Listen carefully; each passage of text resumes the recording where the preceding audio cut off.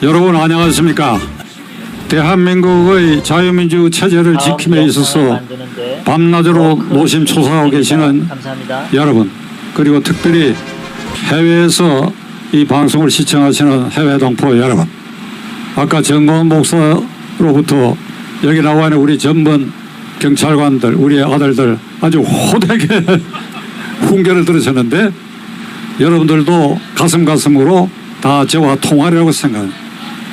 제 손자가 30살인데 다 여러분 또래 다 얼마 전에 군대도 다 복무했습니다.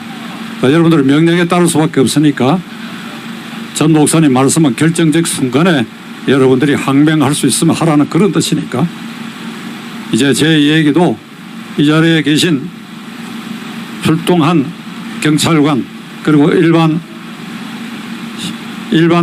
청중보다도 훨씬 더 많은, 어떻게 보면 이 현장에서는 경찰관 동지 여러분을 상대로 제가 얘기하는 꼴이 되고 말았습니다. 문재인 정권을 저는 주사파 종북 정권 그리고 친중 사대주의 정권에 미국에는 철저히 반항하는 반미 정권, 일본은 시도 때도 없이 종족주의를 바탕으로 해서 반일 배일 항일하는 정권, 이렇게 늘 얘기를 해왔는데, 최근에 우리 언론계의 중진 언론인이 이렇게 이것을 딱 정리를 했습니다. 문재인 정권은 나 8세 정권이다. 나 8세 정권이다. 무슨 말인가? 나라를 팔더라도 그들의 기득권과 세력을 유지하기 위한 정권이다. 대한민국의 자유민주 질서가 손괴되는 한이 있더라도 나라를 팔아서라도 김정은이가 서울로 오는 꽃길을 내주면서도, 그래야 그들의 기득권만 유지한다고 한다면 나라를 팔아서도 그들의 기득권과 세력을 유지하고 확장하려고 하는 이런 정권이다. 나 8세 정권. 자, 여러분 한번 복창하십시다. 나 8세 정권. 나 8세 정권. 아, 좋습니다. 나 8세. 나 8세. 지옥으로 가라. 지옥으로 가라. 문재인 정권 자신이 앞서서 이 대한민국의 체제를 근본적으로 부정했습니다. 아까 전 목사님 말씀이 계셨지요. 48년 4월 10일 새벽에, 48년 4월 3일 새벽에 제주도 일대에서 남로당의 폭동이 일어나가지고 13개 이상의 경찰 관서와 우익인사들을 살해하기 시작한 사건이 4.3 폭동 사건의 시작입니다. 그 다음 달 5월 10일, 4월 3일 다음 달 5월 10일 대한민국 1대 국회의원 선거, 이걸 우리가 재헌의원 선거라고 하죠. 제주도에서 3사람의 국회의원을 3개 구역으로 나눠가 뽑기로 되어 있는데, 이걸 제주도에서 선거를 못 치르게 방해하고, 그래야 제주도를 해방공간으로 만들기 위해서 김일성의 지령, 남로당 박헌영의 지령을 받아가지고 제주도 남로당 김달섬의 진두지 아래 폭동을 일으킨 사건이 제주 4.3 사건입니다. 그래, 이걸 방치해가지고 대한민국에서 제주도만이 해방공간이 되고, 그래 결과적으로 어찌 되냐? 결국 선거 못하고 말았죠. 이걸 내 방치해야 됩니까? 그러니까 현지 경찰은 완전히 학살당하고 말았어. 이런 여러분들의 선배들이 거기에서 남로당 당원들이 해서 전부 학살되고 말았어. 지서장, 경찰간부 전부 학살되고 말았어. 우익인사 전부 학살되고 말았어. 부득이 이 본토에서 경찰관들이 증파되고 군대도 증파해서 이들을 게릴라전을 펴게 되니까 한라산으로 숨어 들어가서 완전히 게릴라화 됐어. 그러니까 이걸 평정하는 과정에서 양민들이 많이 사상당했죠. 그는 일종의 전쟁이니까 불가피한 일. 그런데 이걸 두고 지난 4월 3일 날 문재인 대통령은 경찰청장, 제복을 입힌 경찰청장, 국방부 장관 둘을 데리고 제주에 가가지고 제주 4.3 사건은 평화통일, 남북 평화통일을 기원하는 정부를 세우는 제주도민들의 열망에 대해서 국가의 폭력으로 이들을 무자비하게 학살 진압한 사건이다. 여기 경찰청장과 국방부 장관이 저와 함께 제주도민에게 사과한다. 그러니까 그 말에는 대한민국의 이 정체성을 완전히 부정하는 것이고, 죽은 김일성이가 하던 말 그대로 김일성에 의해서 간첩으로 결국 처형되고 말았던 남로당 당수 박은혜가 한 말 그대로 이것을 손자인 김정은에게 이게 충성 맹세하듯이 이런 말을 들려. 이 정권의 정체성 더 이상 말할 필요가 없습니다. 이승만은 미국의 괴뢰고, 그리하여 수립된 대한민국 정부는 미국의 식민지 정권이다. 6.25 전쟁은 남쪽에서 북쪽으로 북침한 것이다. 이게 문재인 일당들에게 박혀있는 낡고 썩은 병리적 이념 현상이에요. 91년에 소련이 붕괴되고 난 다음에 스탈린 시대 이래에 모든 외교 문서가 다 공개됐어. 전 세계에 공개가 됐어. 그게 6.25는 스탈린과 모택동의 모의에 의해서 김일성에게 지령하여 일으킨 남침이고, 그리고 김일성이야말로 소련의 괴뢰였고, 북한 정권은 스탈린의 지령에 의해서 대한민국 정부보다도 일찍 사실상 수립한 괴뢰 정권이라고 하는 것이 명백히 일어났는데도 불구하고 이 땅에 586 주사파들은 이게 낡은 이념에 사로잡혀가지고 아까 말씀드린 나8세 이거 다 무시해버리고 오로지 외길로 그들의 기득권을 지키기 위해서 이제는 국가보안법까지 폐지하려고 달려들고 있습니다.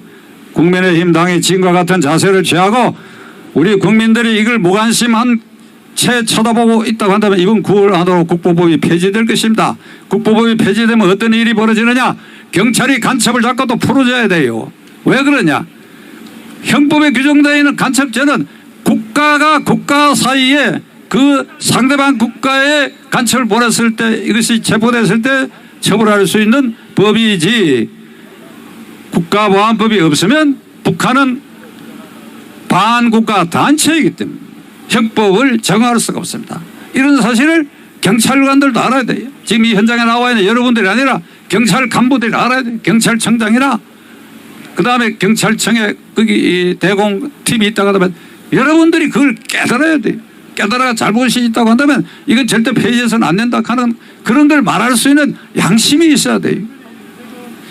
동서독이 통일이 된 것은 89년인데 70년대에 서독의 브란트 수상이 사회당 당수로서 연립정권을 세워가지고 이른바 동방정책을 폈습니다.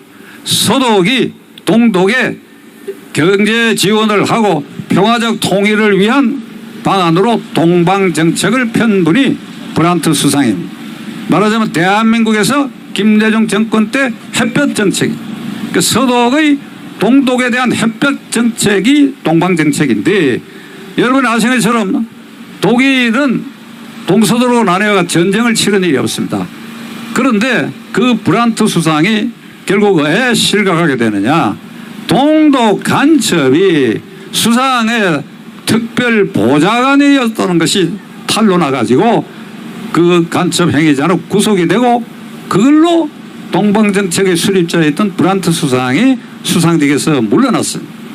동독에 대한 서독의 이와 같은 반간첩 방첩 활동은 서독의 모든 정보 수사기관이 아주 두 눈을 붉히고 통일되는 그 마지막 순간까지 동독의 불법한 서독에 대한 침략, 직접 또는 간접 침략 파괴 활동을 이와 같이 감시했습니다. 동서독이 그렇게 했는데 지금 이 대한민국은 국보법까지 폐지해서 완전히 북한 간첩이 활리게 치도록 이렇게 만들어 놓고, 그래야 김정은이가 쉽게 대한민국에 들어올 수 있는 이 꽃길을 열어주려고 하는 이런 정권, 사실 자다가도 이걸 생각해야 한다면 눈이 영 벌쩍벌쩍 떠요. 어떻게 이 하루라도 빨리 이 정권을 종식시킬 수 없겠느냐. 사실은 저는 그런 고민에 나날을 지금 보내고 있습니다.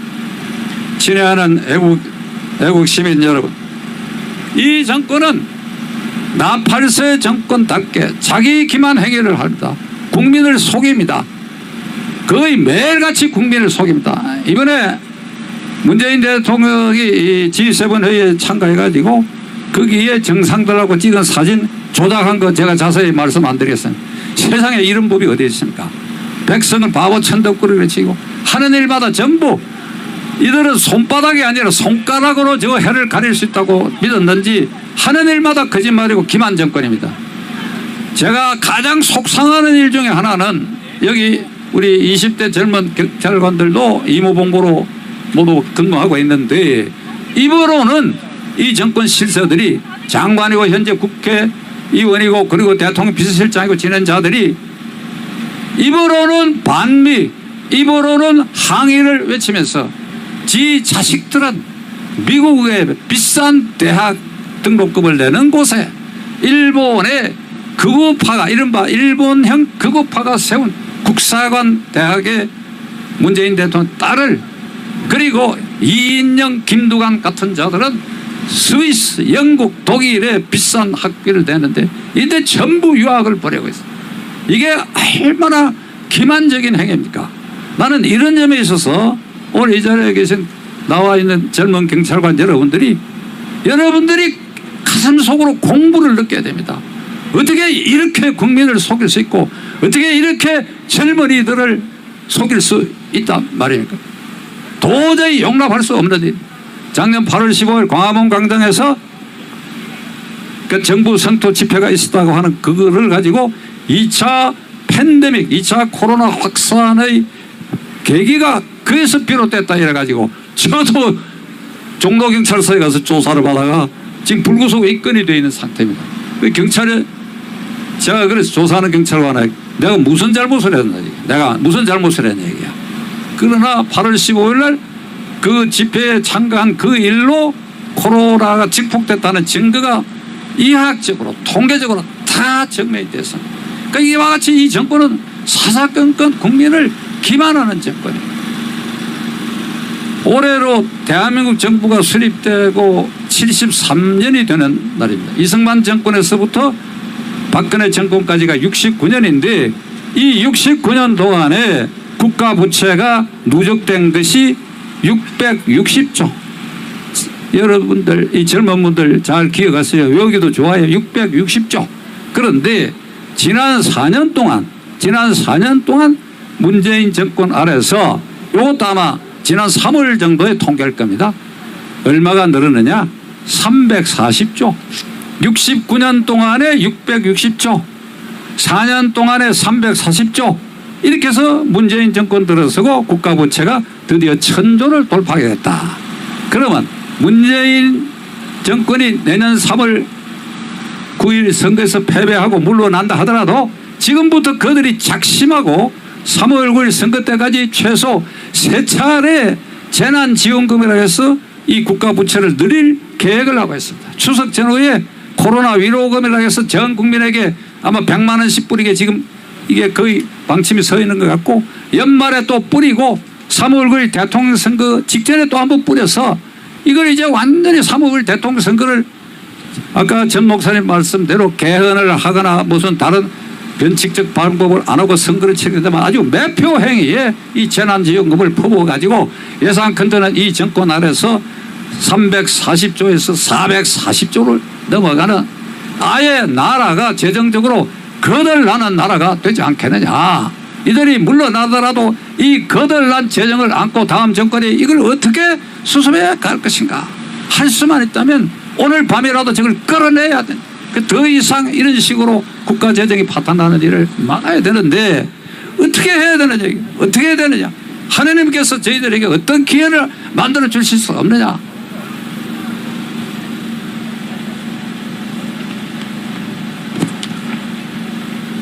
태양광 발전한다고 해가지고 체육 축구장 크기의 3,300개 축구장 3,300개에 해당하는 산지를 헐어가지고 태양광 사업을 설치했는데 그 주역들이 다 586 운동권 출신이고 그중에는 사기죄로 구속된 놈도 있고 그런 지경이 됐습니다. 탈원전 한다고 해가지고 3,300개 넓이에 이게 태양광 발전을 시설을 한다고 해서 그 80%가 전부 중국으로부터 부품을 수입해야 되는 그러니까 이런 짓을 하고 있어요. 이게 손가락으로 하늘을 가리는 일입니다. 탈원전 폐기해야지요. 지난 5월 달에 한미 정상회담에서도 약속했지 않습니까? 한미 공동으로 원자력 발전의 개발 수출에 협력한다고 했지 않습니까? 그런데도 지금 와서 꿀먹은 버거리처럼 아무런 조치를 취하지 않고 이래하여 이 문제에 있어서도 이들은 철저하게 이념화된 자기들 패거리들을 위해서 패거들이 생존하기 위해서 태양광 발전을 이렇게 지속하고 있기 때문에 이것 또한 나라의 재정을 거들내는 일이 되고 말았습니다. 경제정책에 대해서 더 말할 필요가 없습니다. 소득주도 성장 친노동조합 반기업 정책으로 젊은이들 일자리 다 빼앗고 제 손자가 지금 30살인데 장가갈 꿈도 못 꾸고 있어요. 여자친구가 아마 있는가 뭐인데 집 문제를 해결할 방법이 없어요. 젊은이들이 이와 같이 절망적 상태로 몰아넣고 취업계도 박탈해버리고 자 이제 결론을 내리려고 하는 이 정권이 하루라도 계속되는 한 나라가 거들나게 생겼다. 김정은이에게 꽃길을 놓아주고 그가 편안히 오기 이전에 이미 대한민국은 거들날지도 모른다. 이 상태로 가다가는. 그러니까 1차로 8월 15일 우리 국민의 분출하는 힘을 그 함성을 한번 반드시 보여줘야 할 것이고 아무리 돼도 3월 9일에는 이 정권을 끌어내는 반대편 세력에서 후보를 단일화해가지고 반드시 정권 탈환에 성공하지 않는다면 다른 방법이 없다. 아주 절박한 사정에 지금 모여있다 하는 것을 우리 모두가 각자가 크게 깨달아야 할 것입니다. 경청해 주셔서 감사합니다.